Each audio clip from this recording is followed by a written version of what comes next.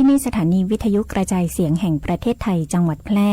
ส่งกระจายเสียงด้วยระบบ FM สเตอริโอมัลติเพล็กซ์ความถี่91เมกะเฮิรตซ์จากนี้ไปติดตามรับฟังรายการวิทยุคนเมืองแพร่ไปจนถึงเวลา 11 นาฬิกาค่ะสถานีวิทยุกระจายเสียงแห่งประเทศไทยจังหวัดแพร่ร่วมกับชมรมวิทยุคนเมืองแพร่ขอเสนอรายการวิทยุคนเมืองแพร่หลากหลายสาระความรู้สุขภาพคลังสมองภูมิปัญญาวัฒนธรรมท้องถิ่นสารพันอาชีพเด็กเยาวชนและสังคมหมอกฎหมายทนายชาวบ้านติดตามรับฟังได้ที่นี่ทุกวันจันทร์ถึงศุกร์ 10:10 นถึง 11:00 นทางสถานีวิทยุกระจายเสียงแห่งประเทศไทยจังหวัดแพร่ FM 91เมกะเฮิรตซ์วิทยุคนเมืองแพร่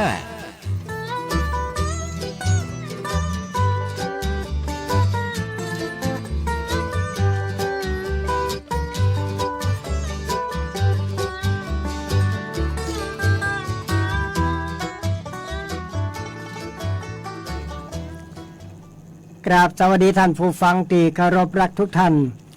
วันนี้มาป้ากันเหมือนเดิมนะครับในรายการหมอเมืองคุยเฟื่องเรื่องสมุนไพรวิทยุคนเมืองแปรก็จะได้นำเอาสาระนะฮู้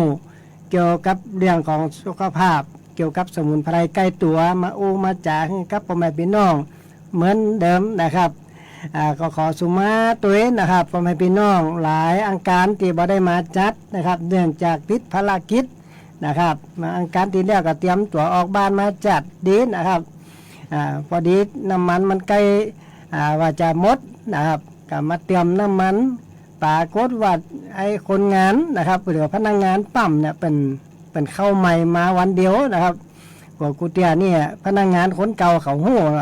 เข้าไปที่91นะครับกะเปิดยกด91เฮือนะครับเป็นเบนซินปรากฏว่าเปิ้นเอาน้ำมันโซล่าเข้าใส่เฮือนะครับปัตโต้ใส่ป้อย200ละคนเก่ามาป้าใส่ปัตโต้เนี่ยได้จำเป็นต้องลดบ่ได้มาสักกำนะครับเข้าห้องล่างห้องอย่างเปลี่ยนถ่ายน้ำมันเรียบร้อยปัตโต้เก็บเป็นหิมวันนะครับเพราะฉะนั้นก็ขอสุมาตัวเนี่ยบ่ได้มานะครับพี่น้องกระโทรมาหลายสายโฟดแถวเชียงรายเพิ่นโหยบ่ได้ยินเสียงวันนี้จะบ่จัดรายการก็ขอสุมาตัวนะพ่อแม่พี่น้องเพราะว่ารายการของเขาเนี่ยที่ออกอากาศเนี่ยมันไปทั่วประเทศนะครับโฟดแถวสงขลาเพิ่นน่ะพ่อแม่พี่น้องฟังรายการอันนี้ก็หมู่เครือข่ายเนี่ยเป็นฟังรายการตัวนะครับเพราะฉะนั้นเนี่ยก็ขอสุมาตัวนะที่บ่ได้มาหลายอังการนะอันนี้ก็จะได้นำเอาสาระน่าฮู้เหมือนเดิมนะครับเกี่ยวกับการดูแลสุขภาพสมุนไพรใกล้ตัวนะครับแล้วก็ช่วงนี้นะครับกะฟังข่าวแล้วนะครับกะเรื่องของปากเรื่องต้องเนี่ยมันเกี่ยวกับฝนฟ้าบ่ใครอำนวยแต่หื้นนะครับตกแล้วบ่มีน้ำมีตามันไปเป็นปองอย่างตะวันเนี่ยครับโอ้ไปตั้งเหนือพวกเนี้ยบ้านใหม่จัดสารกันหลอดไปไงหมอกหลายเนี่ยครับหลายรุ่ยอ้ายเนี่ยแล้วก็ตั้งร่องเข็มเนี่ยปัตตน้ำไหลลั่งๆนะครับเพราะฉะนั้นมันตกเป็นที่เป็นบอลเปิ่นว่ามหาซุปเปอร์กันนะพ่อแม่พี่น้องมาซุปเปอร์เอลนิโยยังบ่จ่ายังบ่เตี้ยนะมันแบบมหากันเนี่ยหมายความว่าเปิ่นคำนวณมาเรียบร้อยแล้วนะครับฟังของพยากรณ์อากาศเพื่ออย่างเรื่องปากเรื่องต้องเขาในเรื่องสุขภาพเนี่ยมันมีการเปลี่ยนแปลงนะครับอากาศดินฟ้าอากาศมันบ่เอื้อ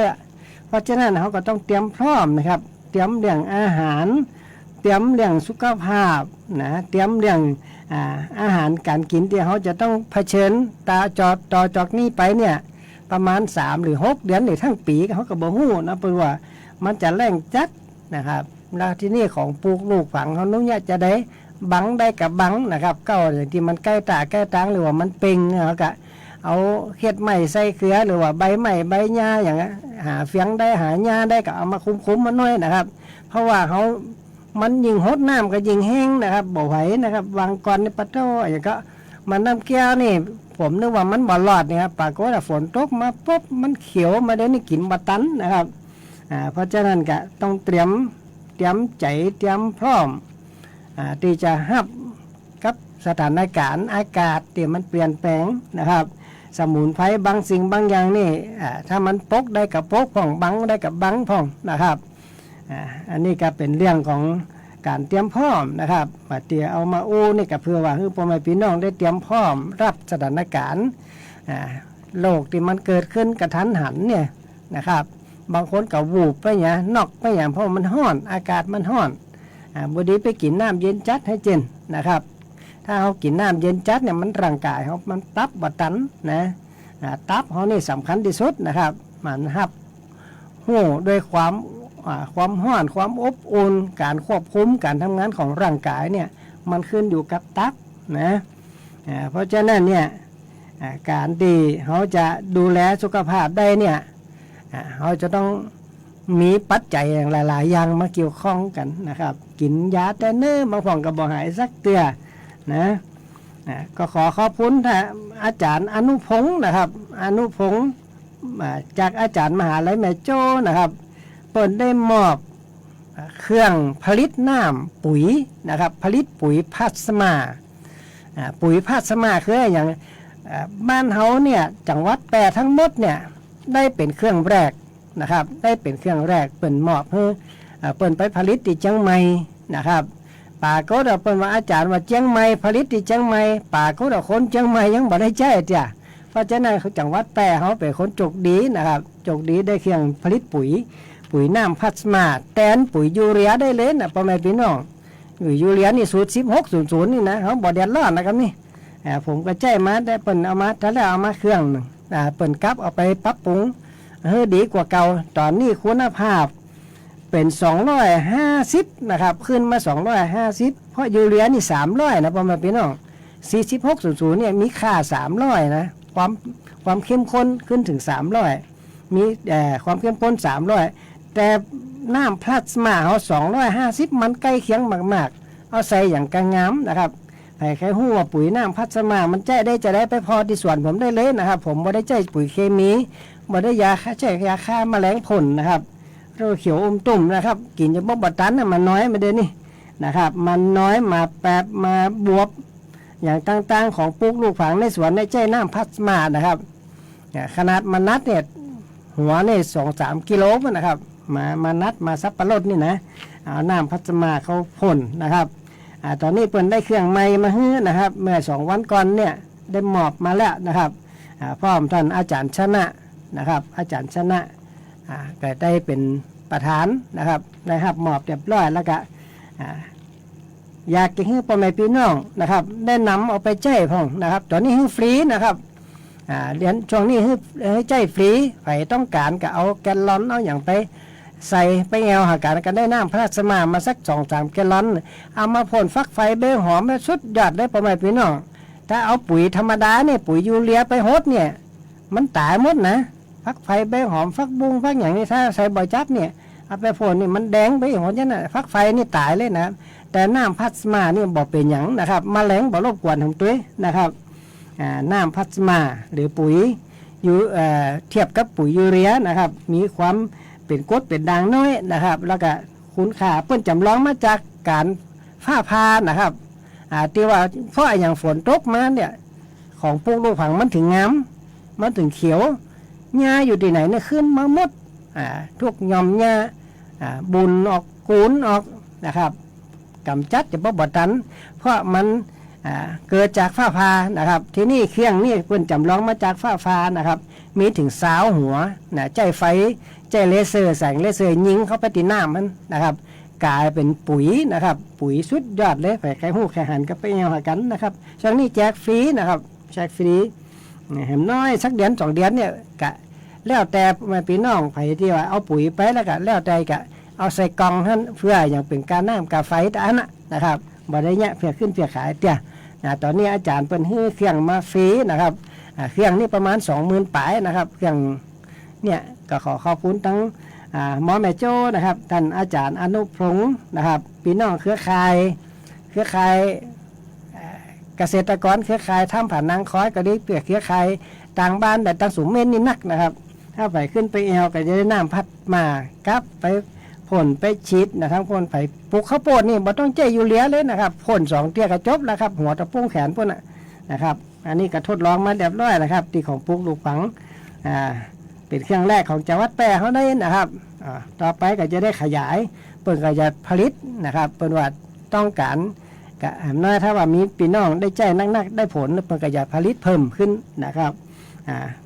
ผมก็อู้เป็นแล้วว่าก็ได้ทุกอำเภอนะครับอำเภอละเครื่องก็ยังดีหรือตำบลละเครื่องก็ยังดีนะครับก็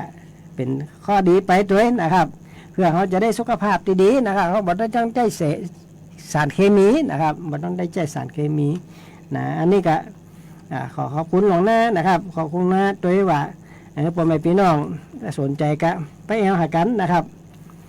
ตอนนี้ผมตีว่าในสวนเนี่ยที่ใจน้ำพัดมากับมีหมาบวบมาน้อยบวบเหลี่ยมบวบหอมนะครับ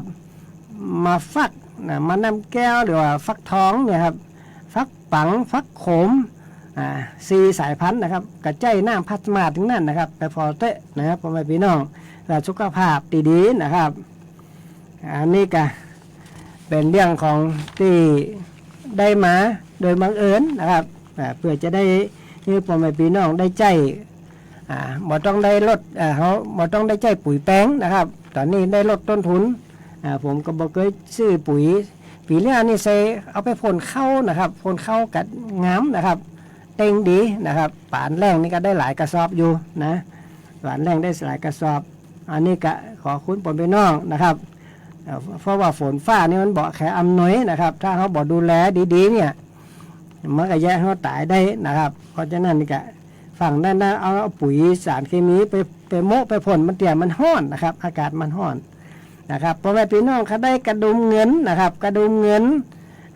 ก้านี่ออกเต็มสวนนะครับไปบ่มีกับไปเอวหากันนะครับก้ากระดุมเงินท่าแล้วผมก็ได้อู้คำเตือนนะโอ้แล้วนะครับว่าก็มีพี่น้องหลายท่านไปเอานะครับตอนนี้ปลาเล่ละขึ้นเต็มแล้วครับเอาไปปลูกกระดุมเงินนี่เป็นสมุนไพรที่สามารถดูแลเรื่องเลือดน้อยเลือดจางนะครับกระดุมเงินนี่นะไอ้ที่ว่าเลือดน้อยเลือดจางเป็นอิดเป็นอ่อนเป็นหิวนะครับก็สามารถเอามาต้มมาปั่นกินได้เลยนะครับตอนนี้หมอเขียวเป็นปั่นหมอเขียวเป็นใจพักหลายๆชนิดเอามาปั่นรวมกันรวมถึงกระดุมเงินด้วยนะครับปรากฏว่าสุขภาพเขาดีนะครับสุขภาพเป็นก็ดีนะคนไข้มาหาเป็นก็หายเพราะฉะนั้นเนี่ยถ้าบ้านเฮาไม่มีหายบ่มีก็ไปเอานะครับเพื่อดูแลเรื่องสุขภาพเพราะมันสร้างเสริมสร้างกระดูกได้อย่างดีฝ่ายปวดเข่าปวดคอนี่ลองเอามาต้มกินเอามาปั่นกินดูนะครับมันก็ได้ดูแลสุขภาพเรื่องกระดูกคือแข็งแรงถ้ากระดูกเขาแข็งแรงดีนะครับเลือดเขาก็เดินดีนะครับสร้างมันสามารถแม่กระดูกสามารถผลิตเม็ดเลือดแดงได้ดีนะครับเรื่องของเรื่องมันบำรุงสายตานะครับบำรุงสายตาตาฝ้าตามัวระบบมันจะช่วยระบายอ่อนๆนะไผที่ว่า3 วันบ่ขี้4 วันบ่ทายเนี่ยก็สามารถเอามาต้มเอามาพัดเอามาสวนน้ำมันหอยสุดยอดเลยนะครับ1 กระดิษน้ำพริกขานี่สุดยอดเลยนะครับบำรุงสมองเนี่ยคือสมองโปร่งโล่งนะครับสมองโปร่งโล่งนะครับอันนี้เป็นสรรพคุณของกระดุมเงินหรือว่าแต่ก่อนนี้ผมว่าฟักขมแดงนะครับฟักขมแดงหรือว่าฟักเป็ดแดงนะครับมาเดี๋ยวนี้เปิ่นได้จีมาเลยว่ากระดุมเงินนะฮะว่าไปตามเปิ่นเนาะว่ากระดุมเงินเนี่ยมันหู้จักกันอยู่นะครับว่าแต่คนมาเกานี่เปิ่นว่าเป็นฟักขมแดงนะครับดูแลเรื่องตับ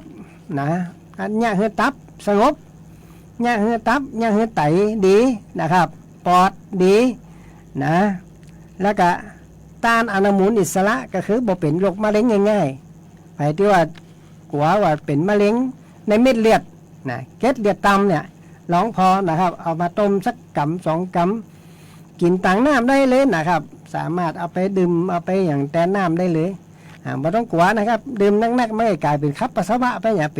เป็นชีไปอย่างด้านเพราะฉะนั้นนี่กะไม่ต้องกลัวเนี่ยมันดูแลเรื่องไตถ้าไตบอดีกับเลือดเขากับบอดีถ้าไตบอดีกับเนี่ยคือเป็นไปต่างๆนานานะครับเพราะไตเนี่ยมีหน้าที่ขับของเสียออกจากร่างกายไตทำหน้าที่แห่งยังคือควบคุมหูรูดสุมาเตะประแม่พี่น้องไผที่ว่าทายยากๆเนี่ยก็ย้อนไตมันทำงานเพี้ยนไป หรือไตทำงานผิดปกติมันบ่สามารถควบคุมหูรูดได้คำว่าหูรูดนี่ก็คือดากนั่นเองนะครับมันเฮาว่าดากจากดากไปถึงคูทวารนักเนี่ยมันมีถึง2ฟุตก่อนนะครับระบบทางเดินอาหารมีทั้งหมด30ฟุตนะครับจากปากไปถึงกระเพาะเนี่ย1ฟุตจากกระเพาะมาถึงลำไส้เล็กเนี่ย4ฟุตจากลำไส้เล็กมาหาไส้ต่อเตือไส้ติ่งเนี่ย5ฟุตจาก5ฟุตมาถึงลำไส้ใหญ่ทั้งหมดเนี่ยไปถึงหูรูดเนี่ย18ฟุตนะอันนี้ระบบทางเดินอาหารเพราะฉะนั้นในเมื่อมันทำงานกลไกของมันมาถึงที่ว่าดากหรือว่าหูรูดกมีไตเนี่ยควบคุมตั้งนั่นอยู่นะพ่อแม่พี่น้องเพราะอย่างคนกินยาความดันกินยาเบาหวานกินยาไมเกรนกินยาไขมันอย่างต่างๆเนี่ยเพราะอย่างถึงทายยากก็เพราะยาพวกนั้นน่ะไปทำร้ายหรือว่าย่าเฮือไตอ่อนแอย่าเฮือไตทำงานเพี้ยนย่าเฮือไตทำงานบ่ปกติไฟกินยาความดันมันหรือว่ายาเบาหวานมันเนี่ยมันย่าเฮือไตเขาบ่ดีนะครับบางคนนี่หมอบ่เฮือกินละนะครับฉีดเอานะเพราะว่ามันเป็นอินซูลินสังเคราะห์นะครับยาความดันยาเบาหวานเนี่ยเป็นอินซูลินสังเคราะห์นะครับแต่อินซูลินที่ธรรมชาติเนี่ยผมก็อู้ไปหลายเตียบางคนกับตีเขาเจี้ยเนี่ยเขาบอกกินละนะยาเบาหวานเนี่ยคือเป็นบ่เอาเลยบ่แตะเลยนะครับเปิ้นไปเอาอินทานินน้ำมาต้มกินเพราะในใบอินทานินน้ำมีสารอินซูลินครบบริบูรณ์นะครับแบบบ่ทำร้ายไตนะครับของธรรมชาติเขามี100%เลยครับมีสารอินซูลิน100%แต่สารที่เขากินเข้าไปนะมันเป็นอินซูลินที่เขาสังเคราะห์ขึ้นมาอู้ง่ายๆของเทียมนะครับอินซูลินเทียมแต่กินเข้าไปแล้วมันเนี่ยไตเขาเสื่อมทุกรายเลยนะครับไปกินยาเบาหวานนะทุกรายเลยเนี่ยหรือว่ายาไขมันยาไมเกรนเนี่ยจะทายยากทุกครั้งเลยทุกคนเลยนะครับ100 คนนี่เจอถึง8-90 คนนะครับที่มีปัญหาเพราะฉะนั้นเนี่ยพ่อแม่พี่น้องเอาใบอินทานินน้ำเอามาต้มกินทดแทนนะครับยาที่หมอจ่ายให้กับลดลงครึ่งนึงก็ได้บอดี้ฮักดิฟหมายถึงว่ายาเป็นบอดี้เนี่ยดีเนี่ยมันคุมน้ำตาลได้อย่างดีแต่มันไปกลไกของมันเนี่ยมันไปสะดุดติไตนะครับเนี่ยคือไตเพี้ยนไปนั่นเองนะครับเพราะฉะนั้นเนี่ยพ่อแม่พี่น้องก็หาหมูเนี่ยใบกระดุมเงินเนี่ยมันดูแลเรื่องไตเดี๋ยวโอมาโอเนี่ยนะที่โยงเข้ามาเนี่ยมันดูแลให้ไตเขาดีนะครับไตเขาสะอาดถ้าไตสะอาดไตดีมันก็ฟอกเลือดได้ดีถ้าเลือดได้ดีก็ฟอกเลือดได้ดีก็สมองเขาก็ดีนะครับเพราะบำรุงสมองครับนะครับเนี่ยเลือดไหลเวียนดีกับระบบมันโล่งหมดนะครับแต่ถ้าว่ามันไปสะดุดตาใดตาหนึ่งเหมือนกับน้ำไหลเนี่ยก็ลองต่อภาพดูว่าขี้โคขี้เหอะไปฝังไปขำไปกาปากตั้งหรือว่าน้ำเหมียงถ้าไฟบ่อล่องเนี่ยมาเด่นนี่อย่างเขาไปล่องเหมียงอย่างวันวานซื้อเนี่ยไปล่องเหมียงปะโดนขี้เคอะขี้โคเต็มเหมียงจำเป็นต้องล่องกันเพราะฉะนั้น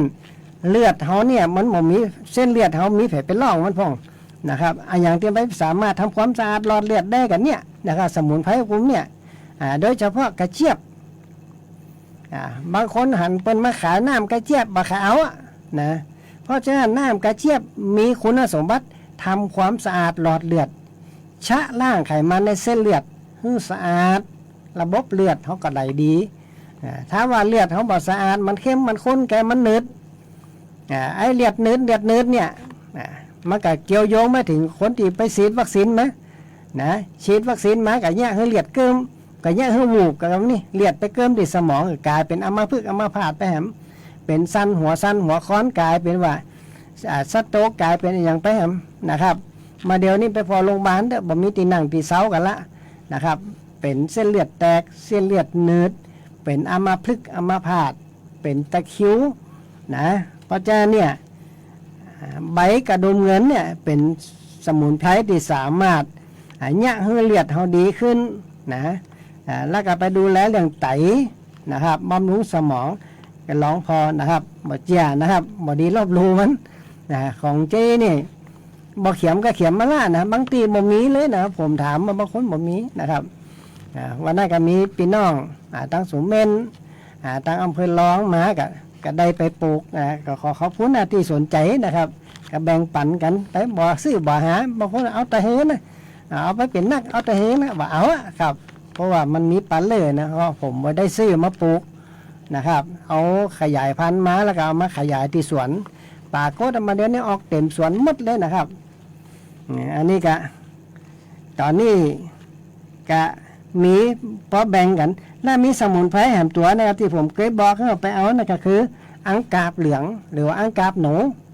มาเดี๋ยวนี้ขึ้นเต็มหมดเลยนะครับพ่อแม่พี่น้องเต็มสวนปลูกไป5 ไร่ 10 ไร่ก็บ่เสี่ยงนะครับ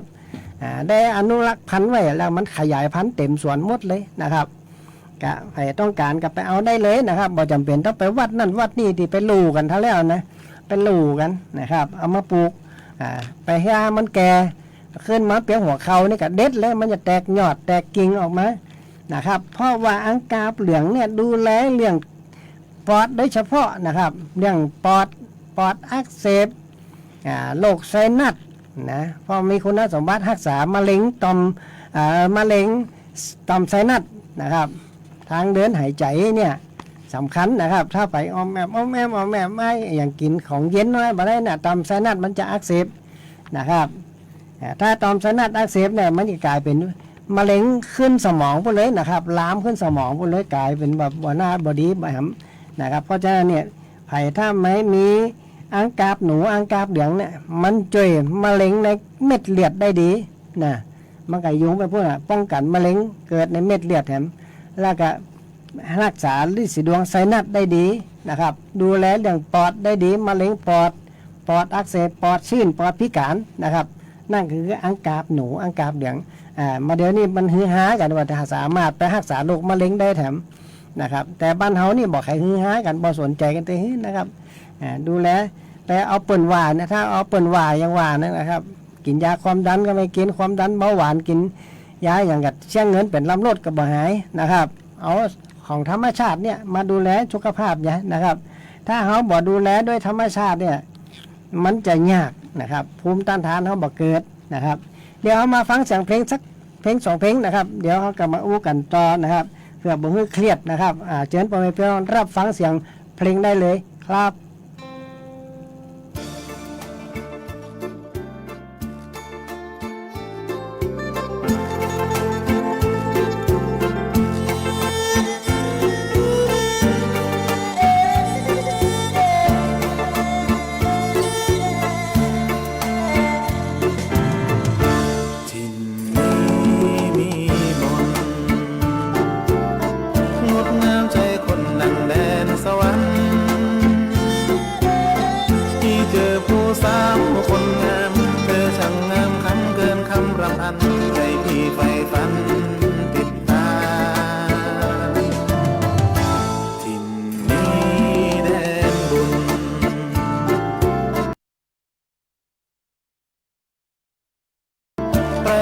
ชัยบูรณ์ปกครองลูกหลานเมืองแพร่ช่อแท้สิเมืองสมคำเลือเรื่องกล่าวขานตัดใจใฝ่ฝันไม่จากไกลถิ่นรักพะลอดังที่เฝ้ารอเจ้าเคียงคู่ใจสมัครเป็นล้านพญาชัยบูรณ์ขอให้ชมล้นใจความรักสมใจดังปรารถนาโอ้น้องสาวงามเมืองสองในสองร้องใครถิ่นเมียงโกไซที่คนบ้านไกลไม่ขอเลือกฝากฟังดวงใจแม้ต้องราไกลแต่ใจห่วงหาจะกลับมาเคียงคู่ครองคอยก่อนนั้นน้องแก้วตาไม่ลืมสัญญาสาวเวียงโกไซ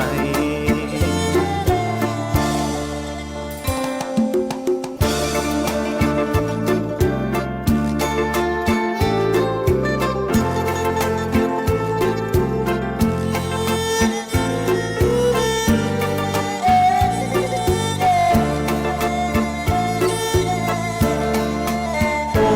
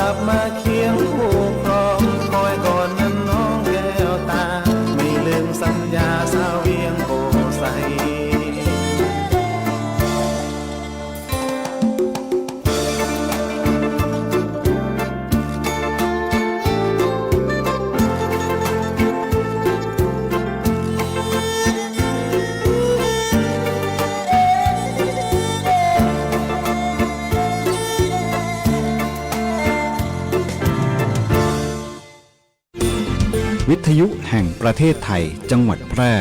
91 เมกะเฮิรตซ์ให้ความรู้คู่ความสุขครอบคลุมกว้างไกลสื่อสารฉับไวฟังสวทแพร่ FM 91 เมกะเฮิรตซ์กรมประชาสัมพันธ์สื่อรัฐพัฒนาคุณภาพชีวิตคนจังหวัดแพร่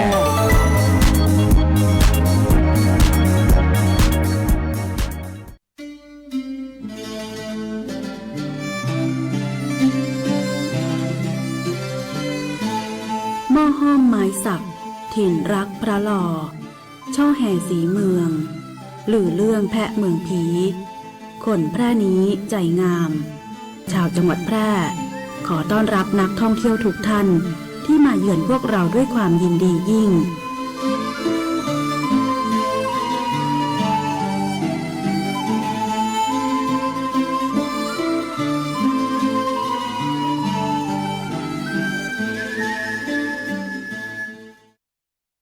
ซื้อประกันภัยไม่ต้องรีบแค่เช็คชัดชัวร์ก็ลดเสี่ยง 1. เช็คใบอนุญาตตัวแทนและนายหน้าผ่านเว็บไซต์คปภ. 2. ชัดอ่านใบเสนอขายและรายละเอียดความคุ้มครองกรมธรรม์ประกันภัยให้ครบถ้วน 3. ชัวร์ช่องทางชำระเบี้ยจ่ายตามที่บริษัทรับรองอย่าลืมเก็บหลักฐานไว้ 3 ขั้นตอนง่ายๆสำหรับการซื้อประกันภัยครั้งต่อไปคนกลางโปร่งใสอุ่นใจได้สิทธิ์ครบสายด่วนคปภ.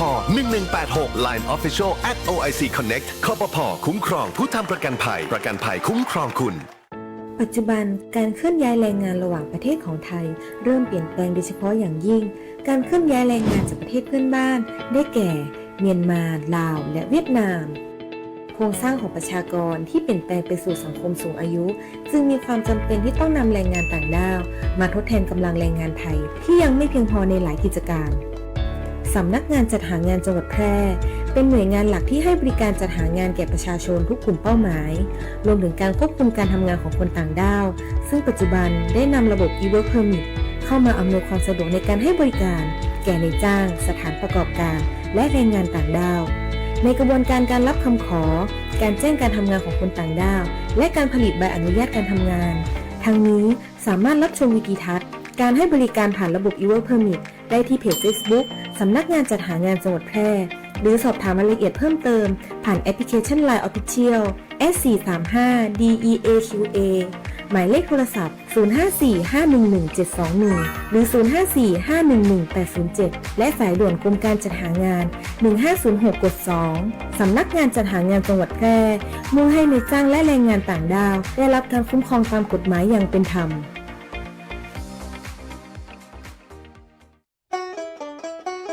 สถานีวิทยุกระจายเสียงแห่งประเทศไทยจังหวัดแพร่ร่วมกับชมรมวิทยุคนเมืองแพร่ขอเสนอรายการวิทยุคนเมืองแพร่หลากหลายสาระความรู้สุขภาพคลังสมองภูมิปัญญาวัฒนธรรมท้องถิ่นสารพันอาชีพเด็กเยาวชนและสังคมหมอกฎหมายทนายชาวบ้านติดตามรับฟังได้ที่นี่ทุกวันจันทร์ถึงศุกร์ 10:10 นถึง 11:00 นทางสถานีวิทยุกระจายเสียงแห่งประเทศไทยจังหวัดแพร่ FM 91 เมกะเฮิรตซ์วิทยุคนเมืองแพร่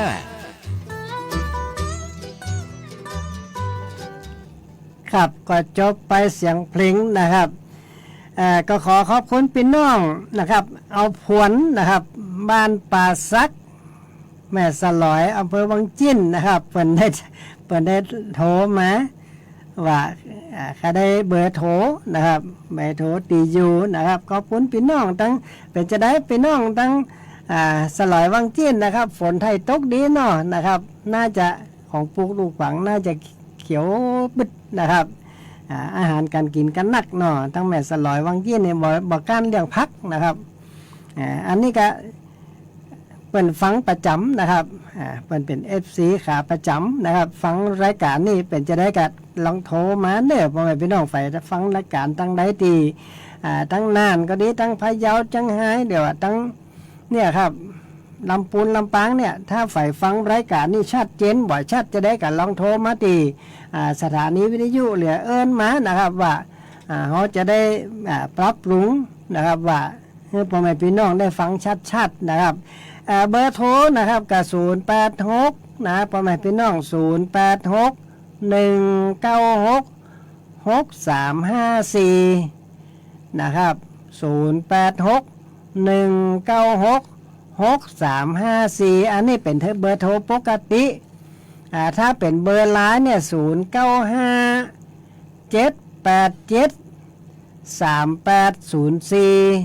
นะครับ0957873804นะครับกดเข้าไปแล้วก็ย่านางมันจะขึ้นคำว่าย่านางแดงนี่นะครับย่านางแดงอันนี้เป็นเบอร์ไลน์นะพ่อแม่พี่น้องถ้าโทรเข้ามาถ้าเข้าไลน์ได้ถ้าเคียงมันเป็นอัตโนมัติมันก็จะเข้าของมันแล้วผมก็จะกดเป็นเพื่อนยัดด้านมันก็โอ้กันได้ละนะครับพ่อแม่พี่น้องอันนี้ก็เป็นตีติดต่อนะครับถ้าไปกับไปที่บ้านใหม่จัดสรรนะครับไปเอวหาเนี่ยไปที่บ้านใหม่จัดสรรหมู่ที่5นะตำบลร่องเข็มนะผมอยู่มุมซอย3นะมันหมู่5ตำบลร่องเข็มอำเภอร่องกวางจังหวัดแปะเขาเนี่ยนะครับรูปบอลอแต่เสียงไทยดังไปน้อยบ่ดังไปน้อยกัน หัวล้านไปน้อยหนึ่งมันมีข้อต่ำนี้มันเจี้ยหัวล้านนะครับไปตั้งจะโลไปตั้งแม่สลอยตั้งวังเกี้ยนกับตักกันจำเนื้อเขานะครับอันนี้ก็เป็นได้ติดต่อมาได้ฟังรายการนะครับอันนั้นก็เป็นเรื่องของเพลงที่ผ่านมาตะกี้นะครับต่อไปเขาจะอู้ถึงเรื่องสมุนไพรแหมสัก2อย่างนะครับตีพ่อแม่พี่น้องมองข้ามกันไปแล้วก็เอายาฆ่าหญ้าไปไล่ฝนยมดนะครับขนาดนี้ผมเอามาปลูกในกระถางเลยนะครับในเปาะเขาเรียกกะละมังหรือเป๊เก่านะครับปรากฏว่ามันมีแม่ป้าคนหนึ่งเป็นมาหันใส่สแลบเป็นลกไปหลายต้น พักเบี้ยนะครับว่าอันนี้มันเอามามันหกอย่างนี้สูนหอมนี่ป่าโตอย่าเบิ่งได้เอินไปว่าอันนั้นเป็นเอามาปลูกนะฮะมาปลูกเอาไว้กินนะครับตะวาวันศีลนี่เด็ดไป3-4 9ได้กลับมาเริ่มเทิมเอาไปสัวน้ำมันหอยปั๊บมันดึงล้ำกันแล้วนะครับพักเบี้ยใหญ่นะครับพักเบี้ยใหญ่พักขมหินนะครับเพราะฉะนั้นตียาอูเนาต่อไปนี่ก็เป็นพักขมหินนะครับพักขมหินเนี่ยเป็นสมุนไพรเนี่ยที่สามารถไฟที่เป็นฤทธิ์สีดวงทวารนะครับพ่อแม่พี่น้องบ่ต้องกว่านะเอาหากมันเป็นเจ้าโลอย่างแครอทนี่นะครับสีแดงๆอย่างน้อยสีอย่างน้ำตาลเข้มนี่นะครับมังเนี่ยหากมันมีนะครับหัวหากใหญ่น้อยหนึ่งต่อหัวแม่มือต่อปลายก้อยอย่างเนี้ยพ่อแม่พี่น้องโลกออกมาแล้วก็เอามาไฟที่เป็นฤทธิ์สีดวงก้นปูดสุมาก้นปูดก้นแมนนะครับมันบื้นออกมากระดีนะครับเอาฝนนะครับฝนใส่น้ำมะนาวนะเป็นว่าถ้ามันมีแผลมันก็จะแสบมันก็อดเอากันนะครับฝนตานะครับเอาฝนตาหัวฤทธิ์สีดวงทวารมันก็ใหญ่ยุบจะฟอไปนะพ่อแม่พี่น้องเอามาต้มนะเอามาต้มเอาเก้ามันใหญ่ๆน้อยแก่ๆน้อยก็ได้นะครับเอามาต้มน้ำดื่มพ่อแม่พี่น้องก็ได้รักษาฤทธิ์สีดวงภายในดูแลเรื่องลำไส้เป็นแผลเนี่ย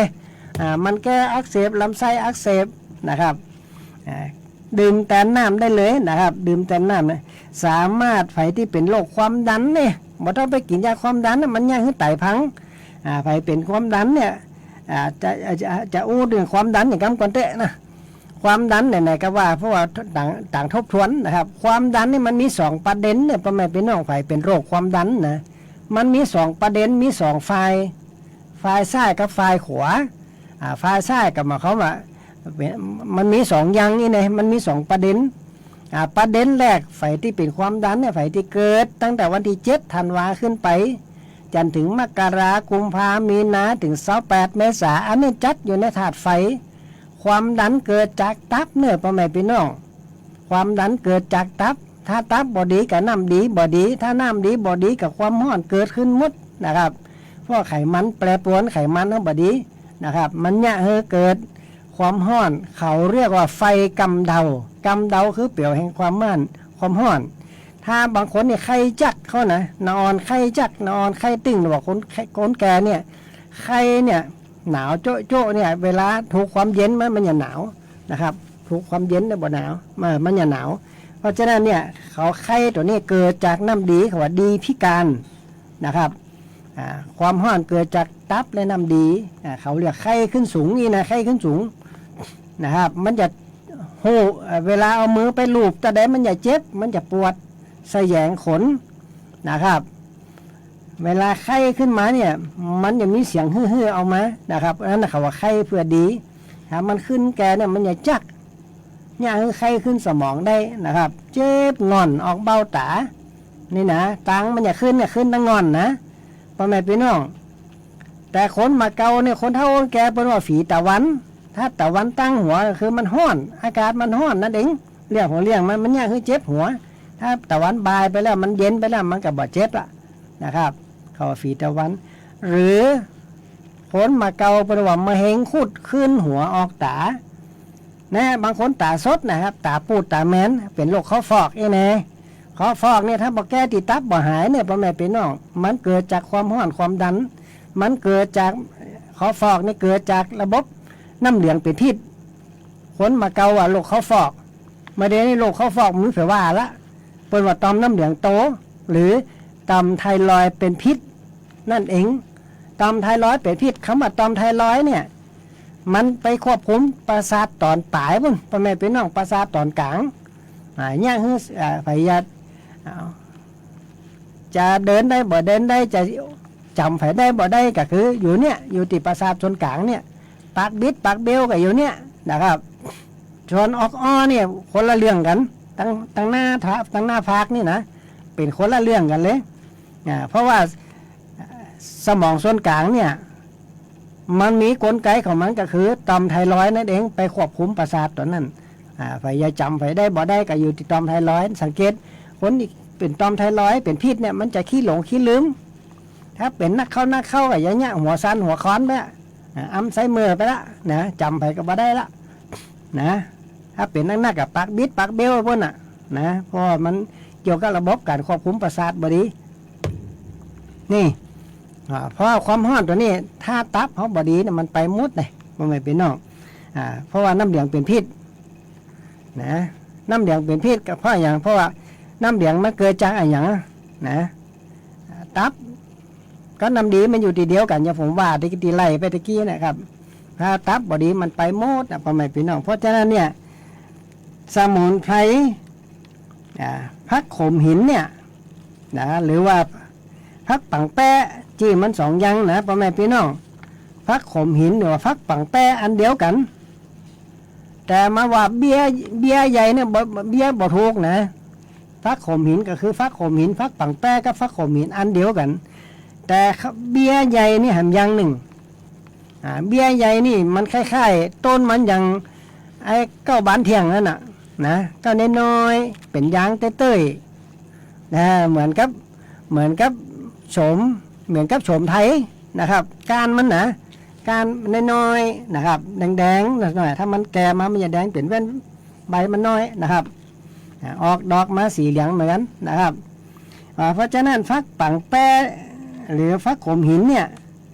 มันดูแลสุขภาพเพราะสุดยอดเลยพ่อแม่พี่น้องฟักปังแป้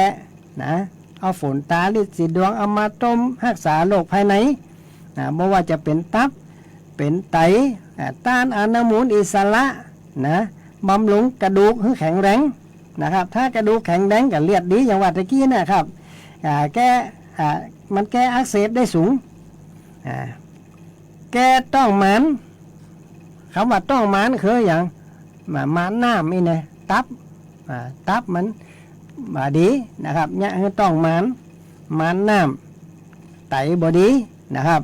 ว่าเตรียมมันเนี่ยคือน้ำในกระเพาะน้ำในช่องท้องมันนักถ้าว่าน้ำนักเข้าไปกับโดนสูบออกแล้วเนี่ยเปิ่นสูบน้ำออกจากบ่อจากให้จากนาที่ตัวไปสูบน้ำออกจากต้อง การสูบการดึงน้ำออกจากต้องเนี่ยมันใช้สลิงใหญ่สลิงใหญ่เนี่ยมันเนี่ยจะได้กับเวลาตอนทอดออกถ้ามันมีเจี้ยเนี่ยมันจะติดเจี้ยเนี่ยเชื้อโรคเนี่ยลามได้ง่ายนะครับมีแผลหายเพราะว่ามันก็มีแผลหายสักคนนะถ้าต้องป้องต้องมันเนี่ยบ่ถึง15 วันบ่ถึง2 เดือนนะเตรียมไว้เตะนะครับเตรียมต้มไก่ท่าเตะนะเพราะว่ามันเหมือนแผลหลอดสักหลายนะครับแต่ถ้าว่าหันมาหินสมุนไพรเนี่ย มีโอกาสหายได้ถึง 80-90% นะอย่าไปท่าถึงเวลามาซ่อหาบุจิตันเลยน้ำเพียงคลองอย่างนั้นบ่ตันนะครับอย่างไฟไหม้ใต้ล้ำเนี่ยผมก็ว่าแล้วไฟไหม้ใต้ล้ำถ้าบ่เตรียมสายน้ำสายยางไปมันก็บ่ตันเฟียรถดับเพลิงมาไฟไหม้หมดไปละบ่ตันนะครับเพราะฉะนั้นโรคภัยไข้เจ็บก่อนจะถึงที่มันจะย่าเขาเป็นนักเนี่ยเขาก็ต้องบำรุงป้องกันเนี่ยนะครับถ้าเขาบ่บำรุงบ่ป้องกันเนี่ยอย่างว่านะเป็นไปกระงอบไปซ่อหาหมอบ่ตันนะครับบ่ตันมันเป็นไปนักแล้วต้องมานางปางไปมาได้ไปก็ว่าไม่กินไปมาได้ก็ว่าไม่กินความดันเบาหวานผลสุดท้ายเป็นจะได้ครับมันบ่ตันนักละระยะที่4ส่วนมากที่ 70-80% ที่พดไปหาผมมันเป็นระยะที่3ที่4ทั้งนั้นนะครับหมอมาห้ามเย็บทั้งนั้นนะครับกะมาเจอว่าหุยโมโอวัดเนี่ยนะครับจุยได้กับจุยถ้าผมว่าหลอดก็คือหลอดเพราะฉะนั้นมันอยู่ติดดวงไฟดวงมันเนี่ยดวงไฟดวงมันอยู่บุญไฟบุญมันถ้าไปดูแลสุขภาพน้อยเขาก็ดีน้อยนะครับเพราะฉะนั้นเนี่ยพักเบียพักขมหินเนี่ยพักขมหินหรือว่าเก้าเนี่ยนะครับที่ว่าตะกี้เนี่ยเอามาต้มกินบัจจุบันเอาไปเฉพาะคนที่เป็นหัวลิสิดวงโพไปใจคนที่บ่เป็นเนี่ยเอามาต้มกินเลยนะครับมันดูแลเรื่องตับเรื่องไตเรื่องปอด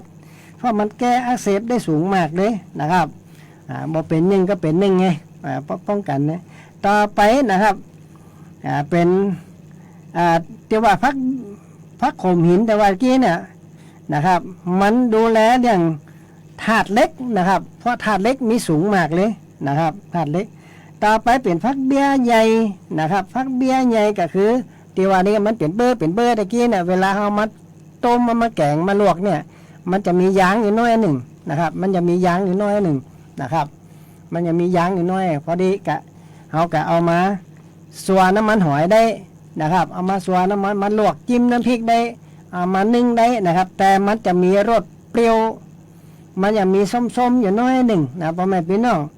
ถ้าสมมติเอาไปแกงใส่ป่าเนี่ยต้ม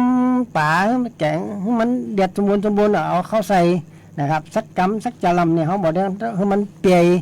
นะครับแกงบอกหม้อนี่เอาพักเบียร์เขาใส่นี่กะปดเลยนะครับบ่ต้องได้ใส่ส้มมะขามบ่ต้องได้ใส่ส้มมะนาวนะครับมันช่วยระบายอ่อนๆนะครับมันมีเปรี้ยวนะแก้อักเสบใครที่เป็นโรคผิวหนังเนี่ยนะครับไม่ได้เป็นเอาไปทำเครื่องสำอางแล้วเนี่ยราคาแพงตัวบ้านเขาบ่ต้องอย่างสักอย่างนะครับบ่ต้องมาตำเนี่ยบิดเอาเฉพาะหน้ามันเมือกของมันเนี่ยมันหน้าเมือกของมันเหมือนคล้ายๆอย่างว่านหางจระเข้นี่นะเอามาตาผิวเอามาตาแผลที่มันมีพดผื่นคันไฟเป็นโรคผิวหนังก็ดีนะครับมันย่าให้ผิวหนังสะอาดย่าให้ผิวหนังเรียบไฟที่ว่าเป็นพดผื่นคันเนี่ยก็ลองเอามาสามารถเอามาต้มปวดถึงกินถึงจะเนาะถึงกินถึงจะเอามาได้นะครับเอามาผสมครีมตาผิวได้นะพ่อแม่พี่น้องหน้าเมือกของเขานะแล้วก็บำรุงสมองได้ดีนะครับเนื่องจากมันมีโอเมก้า3สูงมากพ่อแม่พี่น้องครับพักทั้งหลายแล้วพักแคบพักละพักกาดอย่างต่างๆเนี่ยเต็มบ้านเต็มเมืองเนี่ยยังบ่มีโอเมก้า3มีเบียร์ใหญ่อย่างเดียวนะครับพักเบียร์มีโอเมก้า3ที่สามารถบำรุงสายตาบำรุงสมองได้สุดยอดเลยบ่มีอย่างเต่านะครับเก้าไม่เต็มปลาเต็มยังหมดเป็นร้อยไร่พันไร่หมื่นไร่ยังบ่มีโอเมก้า3เลยนะครับแต่คำว่าโอเมก้า3เนี่ยมันมีสารที่สำคัญนะครับที่บำรุงสมองได้อย่างดีย่างให้สายตาเขาดีย่างให้ความจำได้ดีเนี่ยลองกินพอพักเบี้ยใหญ่ไปถือว่ามันเป็นวัชพืชไปป้าใส่ก็เอามาโลกมาเอามาปลูกในเปาะในกระมังถังแตกของนะครับมันอยู่ใกล้บ้านเนาะเด็ดกินมาได้ก็ได้นะครับอันนี้ก็เป็นพักเบี้ยใหญ่นะครับเอามากินมันมีวิตามินสูงแก้เลือดออกตามไรฟัน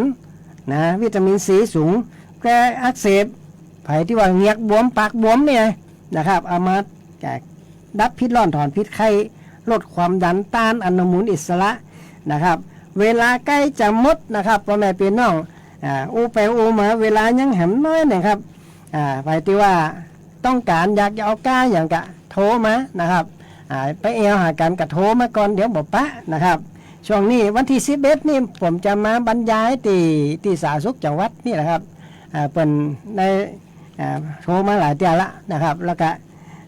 ขอเชิญนะครับแพทย์แผนไทยหมอพื้นบ้านนะครับมารวมกันวันที่11ที่จะถึงนี้นะครับและพ่อแม่พี่น้องถ้าไปจะไปเอาน้ำพลาสมาไปเอวหากันกะโทรก่อนนะครับที่086-196-6354นะครับยินดีฝ่ายที่ว่าอย่าเอาญาติพี่น้องไปเลยไปเอวหากันเนี่ยเป็นบ่เหมาะบ่ม่วนมากินยาที่ไหนก็บ่หายละเอาวันเดือนปีเกิดมาก่อนนะครับถ้าคนไข้มาบ่ได้เอาวันเดือนปีเกิดวันที่อย่างเดือนอย่างพศอย่างครับจะมีความแม่นยำถึง 90% แล้วบอกให้พ่อแม่พี่น้องได้หัวละสามารถไปรักษาอย่าไปอยู่รักษาคนเดียวก็ได้นะครับเพราะสมุนไพรมันที่ไหนก็มีเนาะอันนี้ก็ผมต้องตรวจวิเคราะห์ถาดเจริญก่อนทุกคนนะครับวันนี้หมอชลีขวัญเมืองก็ได้นำรายการจากพ่อแม่พี่น้องไปก่อนนะครับโอกาสหน้าหรือวันอังคารหน้าถ้าบอติดภารกิจอย่างกะคงจะได้มาพากันเหมือนเดิมนะครับวันนี้หมอชลีขวัญเมืองขอกราบลาพ่อแม่พี่น้องไปก่อนสวัสดีครับ 10:10 นถึง 11 นทางสถานีวิทยุกระจายเสียงแห่งประเทศไทยจังหวัดแพร่ FM 91 เมกะเฮิรตซ์ วิทยุคนเมืองแพร่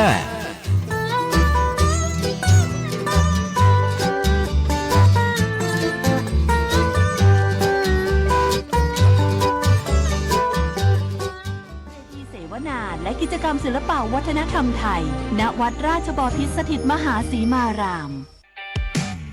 สังคมสูงวัยไม่ใช่เรื่องไกลตัว อารยสถาปัตย์คือการ